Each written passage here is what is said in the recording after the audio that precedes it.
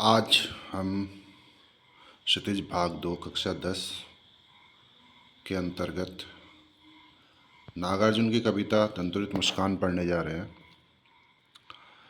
इस कविता में नागार्जुन द्वारा एक बच्चे की दंतुरित मुस्कान का वर्णन है। दंतुरित मुस्कान हताश निराश व्यक्ति के मन में प्रसन्नता के भाव जगाती है। आइए कविता प्रारंभ करते हैं। तुम्हारी यह दंतुरित मुस्कान मृतक में भी डाल देगी जान। पंक्तियों के माध्यम से नागार्जुन जी बच्चे की मुस्कान का मनोहारी वर्णन करते हुए कहते हैं कि बच्चे की जो मुस्कान होती है वह मृतक में भी जान डाल देती है। बच्चे की मुस्कान से तात्पर्य है दंतुरित मुस्कान, अर्थात जब बच्चे के नए नए दांत आते हैं तो उस समय की जो मुस्कान होती है बच्चे की, वो वास्तविकता में बड़ी मनोहारी होती है। इसलिए कभी उस दंतुरित मुस्कान का वर्णन करते हुए कहते हैं कि वह मुस्कान मृतक में भी जान डाल देती है। मृतक शब्द का जो अर्थ है वह बहुत व्यापक है। यहाँ पर मृतक मतलब हताश, निराश, परेशान, दुखों से घिरा हुआ व्यक्ति। ऐसा व्यक्ति जब बच्चे को मुस्कुराते हुए देखता है तो उसमें भी आशा के भाव जागृत हो जाते हैं, वह भी प्रसन्न हो जाता है। आगे की पंक्तियों में कवि कहते हैं, धूलि धूसर तुम्हारे ये गात, छोड़कर तालाब मेरी झोपड़ी में खिल रहे जलजात।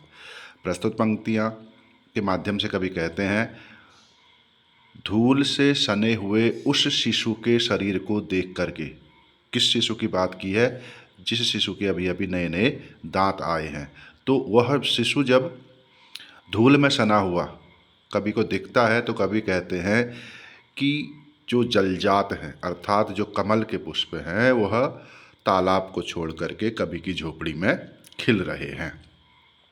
परस पाकर तुम्हारा ही प्राण, पिघलकर जल बन गया होगा कठिन पाषाण। तुम्हारे स्पर्श से कठिन पाषाण अर्थात जल जो है कठिन पाषाण के रूप में, बर्फ भी पिघल करके सामान्य जल बन जाती है। कहने का अभिप्राय है कि तुम्हारे स्पर्श से, उस शिशु के स्पर्श से जो कठिन जल है, जो किस रूप में है, बर्फ के रूप में है, वह भी पिघलकर जल बन गया। आगे कहते हैं, छू गया तुमसे कि झरने लगे शेफालिका के फूल, बांस था कि बबूल। कवि कहते हैं कि जैसे ही तुमसे मेरा स्पर्श हुआ ऐसे ही क्या हुआ, शेफालिका के फूल झरने लगे, बांस था कि बबूल। बांस और बबूल से अभिप्राय है निष्ठुर होना, एकांकी और निष्ठुर होना। ठीक है, तो ऐसा व्यक्ति जो क्या है, निष्ठुर है, जिसका हृदय क्या हो चुका है, बांस और बबूल के पुष्प के समान हो गया। सामान्यतया बांस और बबूल में पुष्प दिखाई नहीं देते, लेकिन उनके पुष्प बड़े कांटों के बीच में रहते हैं। अर्थात ऐसा व्यक्ति जिसका जीवन क्या हो चुका है, निराश हो चुका है, नीरस हो चुका है, ऐसे व्यक्ति के जीवन में भी तुम्हारा जो स्पर्श है, किसका स्पर्श, उस बच्चे का स्पर्श जो दंतुरित मुस्कान वाला व्यक्ति बच्चा है, जिस बच्चे के अभी अभी नए नए दांत आए हैं, जब वह मुस्कुराता है, ऐसा बच्चा जब इस प्रकार के व्यक्ति का स्पर्श करता है तो उस व्यक्ति से भी शेफालिका के फूल झड़ने लगते हैं। कहने का अभिप्राय यह है कि शेफालिका के फूल झड़ने का अभिप्राय कि वह व्यक्ति भी प्रसन्नता का अनुभव करने लगता है। आगे कवि कहते हैं, तुम मुझे पाए नहीं पहचान, देखते ही रहोगे अनिमेष। क्योंकि कवि बहुत समय के बाद उस बच्चे से मिल रहे हैं तो कवि कहते हैं कि तुम मुझे नहीं पहचान पाए। क्यों?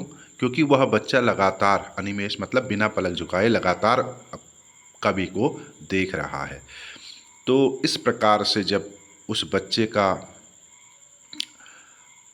कवि के प्रति लगातार देखना है तो कहते हैं कवि कि थक गए हो आंखें लूँ मैं फेर। लगातार देखने से बच्चा थक गया है, और कभी उससे कहता है कि तुम थक गए हो, मैं तुमसे आंखें फेर लेता हूँ। अक्सर प्राय यह होता है कि जब बच्चा किसी नए व्यक्ति को देखता है तो वह उसको लगातार देखने की कोशिश करता है, लगातार देखता है, क्योंकि वह उसको पहचानने की कोशिश करता है।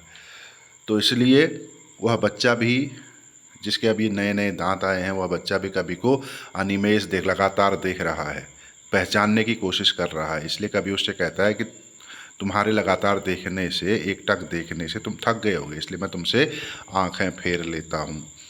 आगे नागार्जुन जी कहते हैं, क्या हुआ यदि हो सके परिचित न पहली बार, यदि तुम्हारी माँ न माध्यम बनी होती आज।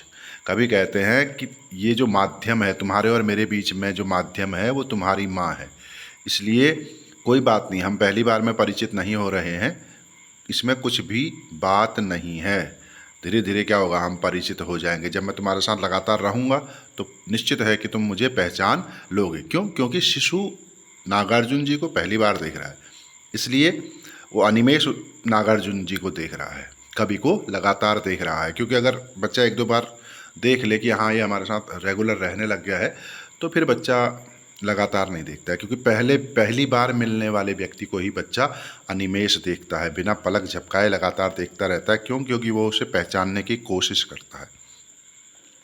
इसलिए कभी कहते हैं कि कोई बात नहीं है, हम पहली बार में परिचित नहीं हो पाए, कोई बात नहीं है, ये बहुत बड़ी बात है कि तुम्हारी माँ तुम्हारे और मेरे बीच में माध्यम बनी है। आगे कभी कहते हैं, मैं न सकता देख, मैं न पाता जान तुम्हारी यह दंतुरित मुस्कान। अगर तुम्हारी माँ तुम्हारे और मेरे बीच में माध्यम नहीं बनी होती, ना तो मैं तुम्हें देख पाता और ना ही तुम्हें जान पाता। ठीक है, क्या नहीं देख पाता? तुम्हारी यह दंतुरित मुस्कान मैं नहीं देख पाता। आगे कहते हैं कभी कि धन्य तुम, तुम्हारी माँ भी धन्य। कभी दोनों कहते हैं कि तुम भी धन्य हो, तुम्हारी माँ भी धन्य है, और मैं क्या हूँ? मैं चिर प्रवासी, मैं इतर, मैं अन्य। कभी अपने आप को कहते हैं कि मैं तो क्या हूँ? बहुत लंबे समय तक प्रवास पर रहने वाला हूँ, घर से बाहर रहने वाला हूँ, इसलिए मैं तुम्हारे लिए क्या हूँ? अन्य हूँ, दूसरा हूँ कोई। ठीक है, क्यों? क्योंकि कभी अपने कविता के कार्य से, अपने कार्यों से क्या है, मैं अधिकतर समय क्या रहते हैं? घर से बाहर रहते हैं। तो कभी बच्चे के पास कभी रहा नहीं, तो इसलिए बच्चा कभी को इस तरीके से बिना पलक झपकाए देख रहा है। तो इसलिए कवि ने कह रहा है कि तुम और तुम्हारी माँ दोनों धन्य हो। क्यों?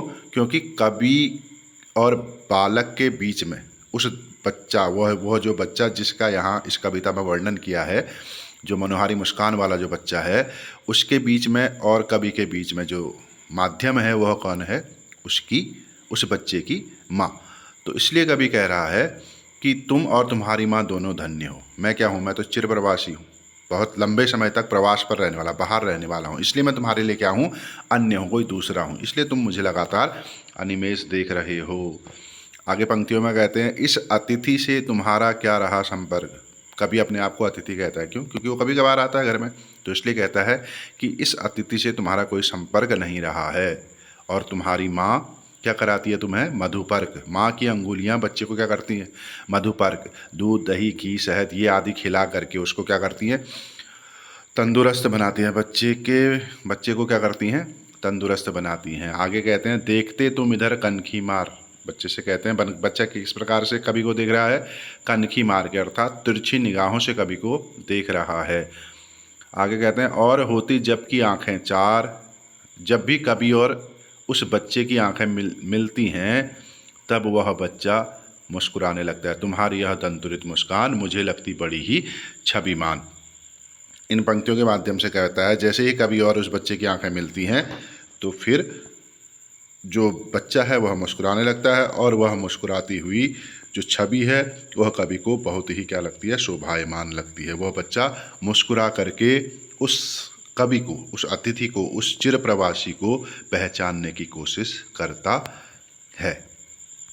एक बार पुनः देखेंगे कि कविता,